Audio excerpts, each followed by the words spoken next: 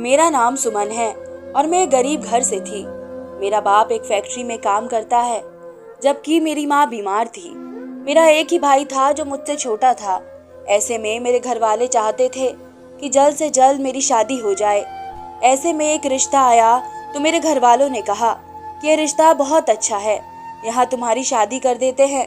मगर इस रिश्ते में एक मसला था, और वह ये कि लड़के की एक नहीं बल्कि दो माएँ थी। मैं तो ये सोचकर ही घबरा गई कि मेरी दो सास होंगी। लड़कियां तो एक सास का सुनकर घबराने लगती है, जबकि मेरी तो दो सासें होंगी। पता नहीं ऐसे में मेरा क्या होगा, यह सोचकर मैं परेशान हो गई। लेकिन मेरे बाप को लड़का बहुत पसंद आया। लड़के की अपनी दुकान थी जो खूब चलती थी और घर में रुपये पैसों की कमी नहीं थी। इसलिए मेरे बाप ने कहा कि यह रिश्ता बहुत अच्छा है, इसलिए हाँ कह देते हैं। मेरी माँ ने भी कहा कि मैं बहुत बीमार रहती हूँ, इसलिए मेरी जिंदगी का कोई भरोसा नहीं, इसलिए बेहतर है कि तुम यही शादी कर लो, क्योंकि ये लोग बहुत अच्छे थे। लड़का घर का इकलौता है, इसलिए तुम राज करोगी। यह सुनकर मैंने अपनी माँ से कहा, लेकिन माँ, लड़के की दो माँ हैं, वह तो मुझे कच्चा चबा जाएंगी। यह सुनकर मेरी माँ कहने लगी, सुमन बेटी, हम बहुत गरीब लोग हैं, इसलिए तुम्हारे लिए कोई अच्छा रिश्ता नहीं आएगा। यह रिश्ता बहुत अच्छा है, इसलिए बेहतर है किसी लड़के से शादी कर लो। और वैसे भी तुमने इस लड़के के साथ जिंदगी गुजारनी है और मुझे यकीन है कि ये तुम्हें बहुत खुश रखेगा। और यूं मैंने उस रिश्ते के लिए हाँ कर दी और अगले महीने मेरी शादी हो गई और मैं अमन की बीवी बनकर उसके घर आ गई। ससुराल जाकर मेरी दोनों सासों ने मेरा स्वागत किया। यहाँ आकर मैंने देखा कि मेरे पति की बड़ी माँ ने बड़ी खुशी के साथ मेरा स्वागत किया और मेरे कमरे में आकर कहने लगी, देखो सुमन, अमन मेरा इकलौता बेटा है और ये मुझे बहुत प्यारा है, इसलिए मेरे बेटे का ख्याल रखना। यह सुनकर मैं शर्मा गई, जबकि मेरी सास कहने लगी, तुम मुझे बहुत प्यारी लगी हो, इसलिए तो मैं तुम्हें अमन की दुल्हन बनाकर यहाँ ले आई हूँ। देखो बेटी, तुम मुझे अपनी सास समझने की बजाय अपनी माँ ही समझना और जो भी बात हो मुझसे बिना झिझक कह देना। यह सुनकर मैं खुश हो गई, वरना मैं तो दो सासों का सुनकर ही डर गई थी। फिर अमन की बड़ी माँ कहने लगी, दरअसल मैं यहाँ तुमसे एक जरूरी बात करने आई थी। उसने बड़े अजीब अंदाज में ये बात कही और यह सुनकर मेरा दिल धक धक करने लगा।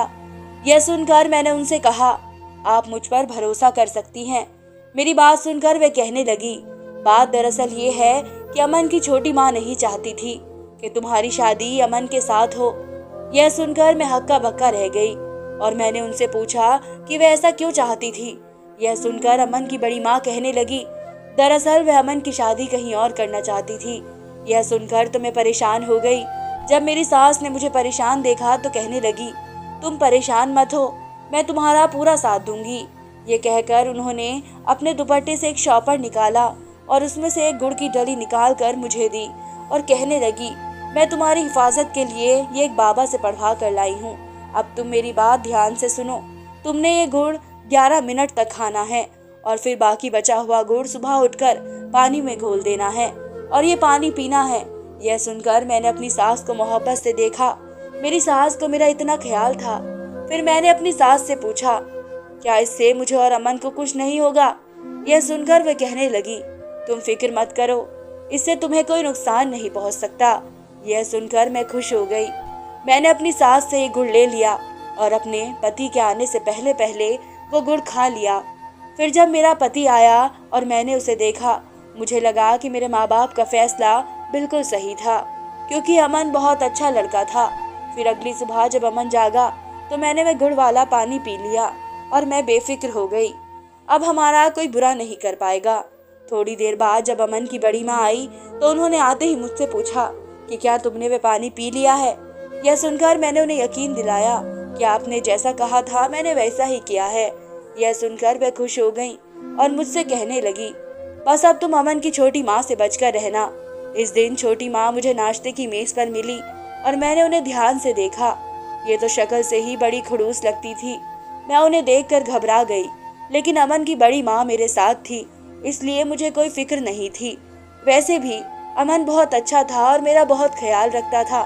वह शादी के दूसरे दिन ही मुझे मेरे घर वालों से मिलवाने ले गया और उसने मुझसे कहा कि मेरी दोनों माँ मेरे लिए बहुत खास है और मैं उन दोनों से बहुत प्यार करता हूँ, इसलिए तुम भी उन दोनों को बहुत इज्जत देना और इन दोनों की हर बात मानना।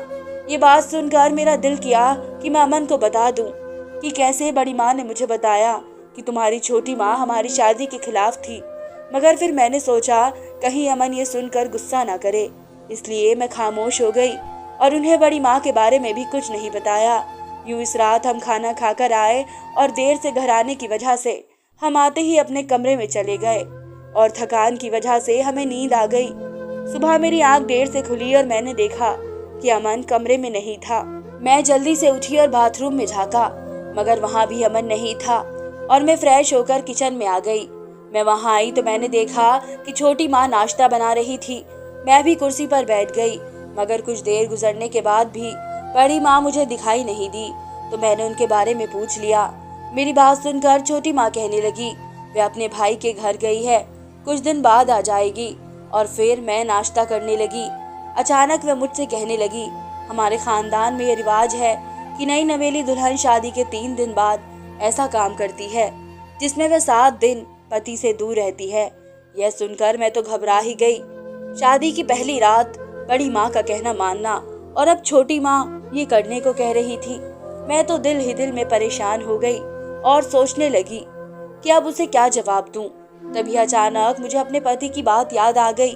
उन्होंने कहा था कि मेरी दोनों माँ मेरे लिए बहुत खास है और मैं उन दोनों से बहुत प्यार करता हूँ, इसलिए तुम भी उन दोनों को बहुत इज्जत देना और उन दोनों की हर बात मानना। इसलिए मैंने छोटी माँ से कहा कि मैं उनकी बात जरूर मानूंगी। यह सुनकर वे खामोशी से नाश्ता करने लगी, जबकि मैं दिल ही दिल सोचने लगी कि अमन से क्या कहूंगी, क्योंकि मुझे इससे दूर रहकर ये करना था। खैर, मैंने अमन से झूठ बोल दिया कि मेरी तबीयत कुछ ठीक नहीं है, इसलिए कुछ दिन अलग कमरे में सोऊंगी।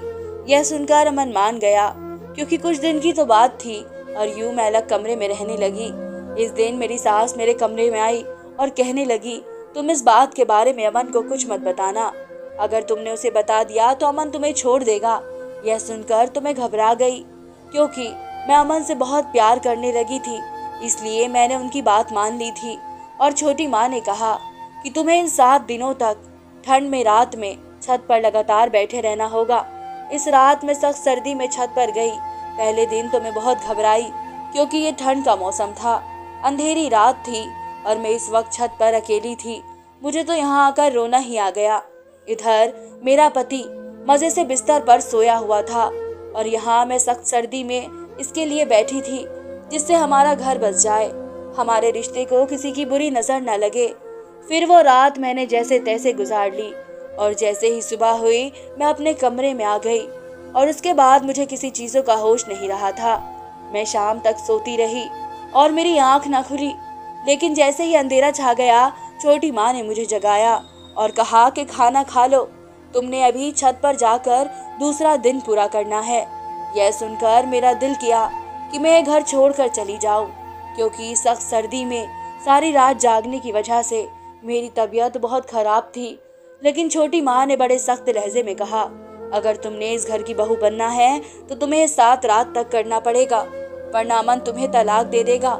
यह सुनकर मैं ऐसे घबराई कि मैंने झटपट खाना खाया और छत पर चली गई। उस वक्त मेरी तबीयत बहुत खराब थी, मेरा दिल घबरा रहा था और पता नहीं क्यों मेरा सर भी सख्त दर्द होने लगा था। शायद ये सर्दी की वजह से था, क्योंकि मुझे इस सर्दी में सारी रात छत पर बैठना पड़ता था। लेकिन मैं क्या करती, मैं अपना घर बचाने के लिए ये सब कर रही थी, क्योंकि अगर मैं ये सब नहीं करती तो मेरा घर उजड़ जाता और मेरा पति मुझे तलाक दे देता। अभी मेरी शादी को दिन ही कितने हुए थे। अगर मुझे तलाक हो जाती तो लोग मुझ पर बातें बनाते और मेरे किरदार पर उंगलियां उठाते। इसलिए मैंने सोचा कि यहाँ सारी रात बैठकर ही तो गुजारनी है। वैसे भी 7 दिनों की बात है, ये दिन बड़ी जल्दी गुजर जाते हैं और फिर मैं इस घर की बहू बनकर यहाँ राज करती। इसलिए मैंने सब्र का घूंट भर लिया और दूसरी रात भी गुजार दी। लेकिन जब तीसरी रात आई तो मेरी तबीयत बहुत खराब हो गई। मैं इस दिन बहुत मजबूर होकर अपने पति के कमरे तक गई और उसे कहा कि मुझे बहुत बुखार है, प्लीज किसी डॉक्टर को बुलाओ। ये कहकर मैं अपने कमरे में आ गई और मैं बुखार की वजह से बेहोश हो गई। अगली सुबह मेरी आंख खुली तो छोटी माँ मेरे पास ही बैठी थी और मुझे होश में आता देखकर कहने लगी, तुमने इस खानदान के रिवाज को तोड़ दिया। क्योंकि तुमने तीसरे दिन पूरी रात छत पर नहीं गुजारी, इसलिए अब तुम दोनों की शादी टूट जाएगी और देखना तुम दोनों में से कोई ना कोई मर जाएगा। यह सुनकर मैं रोने लगी और मैं रोती रोती बेहोश हो गई। 1-2 घंटे बाद मेरी आंख खुली तो मैंने देखा कि मेरा पति मेरे पास बैठा था। उसने देखकर मुझे कहा, सुमन, तुम अचानक से क्यों बीमार हो गई हो? तुम्हें कौन सी टेंशन है? यह सुनकर मैं रोने लगी। अब मैं उनसे क्या बताती कि तुम्हारी दोनों माँ मुझ पर बहुत जुल्म कर रही थी, मगर मैं उन्हें तब न बता पाई। यूं दिन गुजरते गए और मेरी तबीयत और खराब हो गई। ऐसे में अमन को मेरी फिक्र होने लगी और उसने कहा कि हम तुम्हारे कुछ टेस्ट कर लेते हैं, क्योंकि तुम कुछ खा पी भी नहीं रही हो। अगर तुम ऐसे ही रही तो बहुत कमजोर हो जाओगी। इसलिए अमन ने मेरे कुछ टेस्ट करवाए तो एक अजीब राज खुला। डॉक्टर ने बताया कि मेरे अंदर जहर की कुछ मात्रा है, इसलिए मैं बीमार पड़ गई। यह सुनकर अमन सोच में पड़ गया और वह मुझे अपने कमरे में ले आया। मैं अपने कमरे में आ गई तो मेरी तबीयत कुछ बेहतर हो गई। ये देखकर मेरे पति ने मुझसे पूछा कि क्या तुम्हें पता है कि जहर तुम्हें किसने दिया होगा? यह सुनकर मैं रोने लगी और मैंने सोचा कि मुझे ये सब कुछ बता देना चाहिए था। तभी उन्होंने मुझसे कहा, तुम घबराओ मत, जो भी सच है बता दो। तब मैंने उन्हें सब सच सच बता दिया कि तुम्हारी माँ ने मुझे पहली रात गुड़ खिलाया था और मुझे शक है कि इस गुड़ पर उसने कुछ जहरीली दवा लगाकर मुझे खिलाई थी, जबकि तुम्हारी छोटी माँ ने कहा कि मैं सर्दी में छत पर 7 दिन गुजारूं। यूं मैं डर और सर्दी की वजह से बीमार हो गई। ये बात सुनकर मेरा पति हैरान रह गया और कहा कि तुमने ये बात मुझसे क्यों छुपाई? यह सुनकर मैं रोने लगी और उनसे कहा कि मैंने ये सब इसलिए किया था कि तुम मुझे तलाक न दे दो। यह सुनकर अमन ने मुझे अपने गले से लगा लिया और फिर अपनी दोनों माँ को अपने कमरे में बुलाया और पूछा, क्या आप दोनों ने मेरी बीवी के साथ ऐसा सलूक क्यों किया? यह सुनकर वह घबरा गई और कहने लगी, बेटा, तुम हमें बहुत प्यारे हो, इसलिए हम दोनों नहीं चाहते थे कि तुम्हारी जिंदगी में कोई और लड़की आ जाए, इसलिए हमने तुम्हारी बीवी को मारने की कोशिश की। यह सुनकर मेरा पति हैरान हो गया। उसने एक अलग घर ले लिया और मेरा इलाज करने लगा। मैं इलाज के बाद ठीक होने लगी और यूं मुझे अपनी दोनों सासों से मुक्ति मिल गई, जबकि अमन ने भी उन्हें माफ कर दिया, मगर कभी उनसे मिलने नहीं गया और उन दोनों को उनके किए की सजा मिल गई। धन्यवाद दोस्तों।